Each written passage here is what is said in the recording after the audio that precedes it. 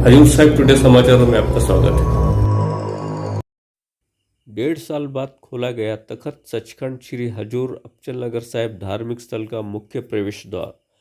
जिलाधीश डॉक्टर विपिन ईटनकर ने कहा, कोविड नियमावली की अनुपालना आवश्यक है।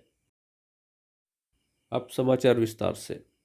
महाराष्ट्र सरकार द्वारा कोविड-19 संक्रमण रोकथाम आचार संहिता में धार्मिक स्थलों को खुला करने हेतु आदेश जारी होने के बाद 1.5 साल की प्रदीर्घ अवधि के बाद तखत सचखंड श्री हजूर अबचल नगर साहिब नांदेड़ गुरुद्वारा का मुख्य प्रवेश द्वार आखिर खोल दिया गया।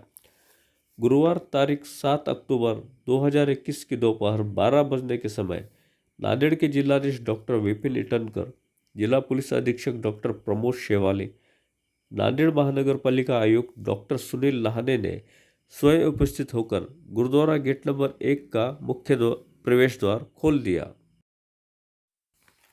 गौरतलब है कि कोविड-19 संक्रमण प्रसारित होने के और उसके महाराष्ट्र में प्रभावित होने के बाद मार्च 2020 में राज्य के धार्मिक स्थलों को आपत्ति व्यवस्थापन कानून महामारी एक्ट के तहत बंद करने के आदेश जारी हुए थे, जिसके बाद तारीख 23 मार्च 2020 को पहली बार गुरुद्वारा तखत सचखंड श्री हजूर अबचल नगर साहिब धार्मिक स्थल का मुख्य प्रवेश द्वार बंद कर दिया गया था। अप्रैल माह में कोरोना संक्रमण की विभीषिका और बढ़ने के कारण तारीख 27 अप्रैल 2020 के दिन गुरुद्वारा के सभी प्रवेश द्वार बंद कर धारा 144 लागू कर दी गई थी।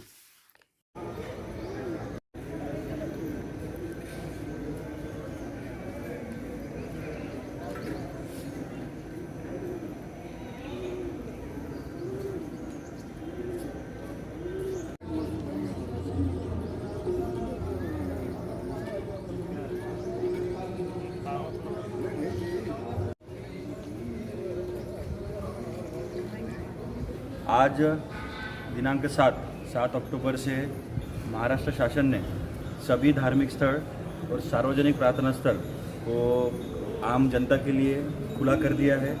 ये खुला करते वक्त कुछ नियम उसके लगा है। ये नियम दो प्रकार के हैं, एक जो भाविक जो धार्मिक स्थलों पे आएंगे उनके लिए, और दूसरा जो धार्मिक स्थल के जो आस्थापन है उनके लिए। जो सबसे पहले जो लोग इन धार्मिक स्थलों पे जाएंगे उन्होंने क्या क्या करना चाहिए, तो उन्होंने जो कोविड अप्रोप्रिएट बिहेवियर है, मास्क पहनना चाहिए, वैक्सीनेशन लेकर आना चाहिए, फ्रिक्वेंटली हाथ धोना चाहिए। उसी प्रकार इसमें एक हमारी विनती है, शासन ने भी विनती की है कि 65 साल से ज़्यादा 10 साल से नीचे जो प्रेग्नेंट महिलाएं हैं और जो जिनको बहुत सारी बीमारियां हैं, उन्होंने कृपया मंदिरों में, मस्जिदों में, गुरुद्वारे और धार्मिक स्थलों में आने के लिए अवॉइड करना चाहिए, बिकॉज वो कोविड के लिए काफ़ी वल्नरेबल है। दूसरा, जो धार्मिक स्थलों के जो आस्थापना है उन्होंने डिस्टेंस रखने, सोशल डिस्टेंसिंग का अरेंजमेंट करना चाहिए, प्रसाद को टच करने से मना करना चाहिए, फूल और जो भी हम चढ़ाते हैं मंदिरों में वो मना करना चाहिए। उसके बाद अगर एसी का यूज़ करते हैं तो उसका टेम्परेचर 24 से 30 के बीच में ही रखना चाहिए, और सैनिटाइजेशन फ्रिक्वेंटली करना चाहिए, वॉशिंग फ्रिक्वेंटली करना चाहिए, और जो यूटेंसिल्स यूज़ होते हैं उसको फ्रिक्वेंटली धोना चाहिए। तो ये सब नियम जो नियमावली वो रिलीज़ की है वो हमने हर लैंग्वेज में बना के हर धार्मिक स्थल को जो आस्थापना है उनको दी है। तो मेरी यही विनती रहेगी कि अगर अभी धार्मिक स्थल तो खोल दिए है, लेकिन अगर थर्ड वेव का खतरा अभी भी टला नहीं है, अगर वो थर्ड वेव का खतरा अगर अपने को प्रिवेंट करना है और थर्ड वेव को आने से रोकना है, तो जो नियमावली शासन ने और डिस्ट्रिक्ट एडमिनिस्ट्रेशन जो दी है उसको सभी ने फॉलो करना चाहिए, जिसके वजह से थर्ड वेव नहीं आएगी और अगली बार फिर से धार्मिक स्थल बंद होने की नौबत हम पे नहीं आएगी। धन्यवाद।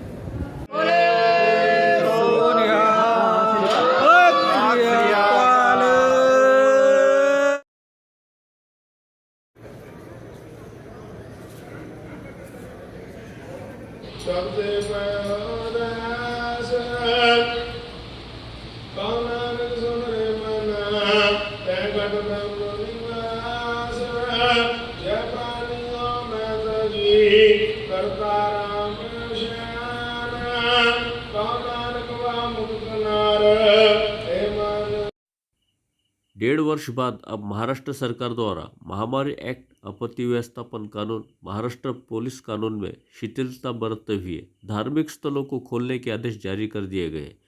लेकिन कोविड-19 संक्रमण की संभाव्य तीसरी लहर को आने से रोकने के लिए सावधानी आवश्यक है।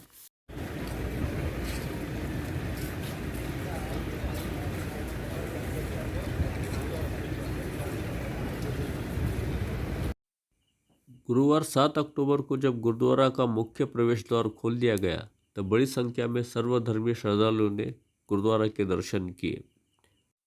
इस समय स्थानीय लोग भी उपस्थित थे। इस समाचार में इतना ही। देखते रहिए हजूर साहिब टुडे नांदेड़।